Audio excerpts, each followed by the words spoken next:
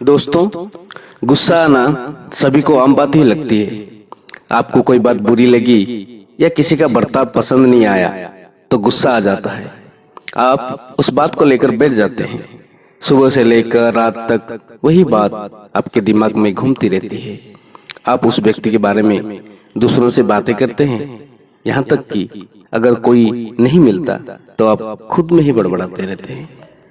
इस तरीके से उस व्यक्ति का कोई हानि हो या ना हो, आप जरूर परेशान होते रहते हैं। इस बात की पुष्टि कई किस्से कहानियों में मिलती है।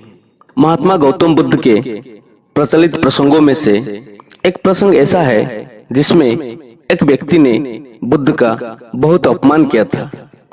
आइए सुनते हैं क्या था वो प्रसंग। बार की बात है, महात्मा गौतम बुद्ध एक गांव में उपदेश दे रहे थे। उस उपदेश में बुद्ध बता रहे थे कि क्रोध एक अग्नि है, क्रोध एक ज्वाला है, क्रोध जहर है।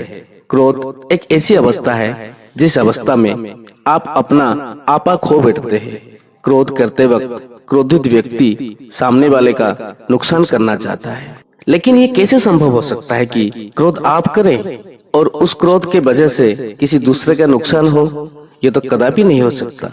हाँ, ये जरूर होगा कि उस क्रोध के वजह से आप जरूर परेशान होंगे, आपकी मानसिक स्थिति जरूर बिगड़ेगी, आपकी शारीरिक व्यवस्था जरूर खराब हो सकती है। गुस्से में आप कुछ ऐसा बोल या कर जाएंगे जिसके वजह से आपकी इज्जत भी खराब हो जाएगी।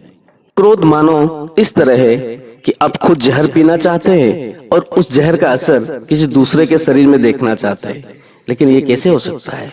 जब आप क्रोध रूपी जहर को खुद पी रहे हैं तो उसका असर तो आपके ऊपर ही होगा ना। जब महात्मा बुद्ध ये उपदेश दे रहे थे, उस दौरान उस गांव में एकत्र हुई भीड़ में एक क्रोधी व्यक्ति बैठा हुआ था।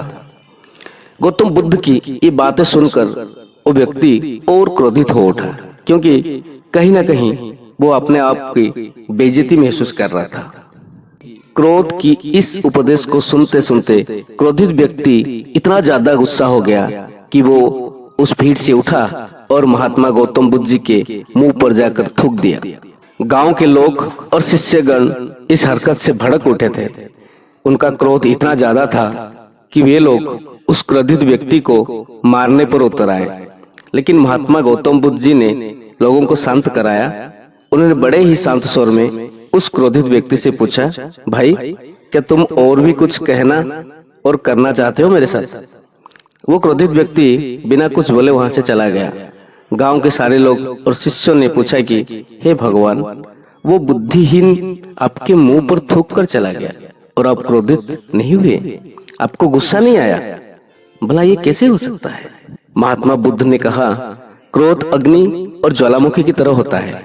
इसके चपेट में आने से केवल अनर्थ ही होगा। उसने अनर्थ अर्थात गलत कार्य किया। अगर उसी की तरह मैं भी क्रोधित हो जाऊं तो मैं भी अनर्थ अर्थात गलत कार्य कर देता। हो सकता है वो व्यक्ति किसी परेशानी में रहा हो जिसकी वजह से वो ये गलत कार्य कर दिया हो।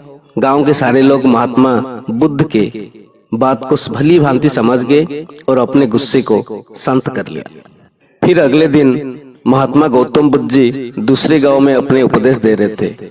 उसी दौरान वो गुस्सैल व्यक्ति महात्मा गौतम बुद्ध जी के चरणों में गिरकर रोने लगा और कहा, हे महात्मा, अभी मेरा गुस्सा शांत हो गया है। मैंने कल जो अनर्थ कार्य किया था उसके वजह से मैं बहुत पछता रहा हूँ। मेरे जीवन में पहली बार ऐसा हुआ है कि मैं किसी पर गुस्साया और वो व्यक्ति कुछ नहीं बोला तथा नाराज भी नहीं हुआ, जबकि जो हरकत मैंने किया उस हरकत पर तो कोई भी मुझे मारने के लिए दौड़ता। कल रात से मुझे नींद नहीं आई है। सुबह से मैं आपको खोज रहा हूँ। खोजते खोजते आपके चरणों में आकर गिर पड़ा हूँ। कृपया मुझे माफ कर दीजिए। महात्मा गौतम बुद्ध जी ने कहा, कोई बात नहीं, मैं उस बात को कब कब भूल चुका हूँ। मैं तो उस वक्त भी उस बात को गौर नहीं किया था जब तुमने मेरे मुंह पर थूका था। फिर उस व्यक्ति ने कहा कि आप महान हैं, इतना सारा हो जाने के बावजूद भी आप मुझसे नम्र स्वभाव से बात कर रहे हैं। मेरा दोष देने के बजाय मेरे दोस्त का बचाव कर रहे हैं। इस नासमझी क्रोध के वजह से हुए पाप के लिए मैं क्षमा चाहता हूँ। गौतम बुद्ध जी ने कहा, तुम्हारा पश्चाताप तुम्हें तुम्हारे क्रोध के अग्नि से मुक्ति दिला दिया है, जाओ सुखी रहो। तो इस कहानी से हमने सीखा है कि क्रोध करके हम अपने दिमाग को खराब करते हैं। क्रोध करके हम अपने जबान से कुछ भी उल्टा सीधा बोल देते हैं। क्रोध करके हम बेवजह किसी से झगड़ा कर लेते हैं। क्रोध करने से हमारे द्वारा की गई निरर्थक कार्य को घंटों तक, दिनों तक, सप्ताह तक, महीनों तक या फिर सालों तक उस बात को लेकर परेशान रहते हैं। कई बार तो हम गुस्से में कुछ ऐसा कर बैठते हैं जो हमारे मृत्यु उपरांत ही खत्म होती है।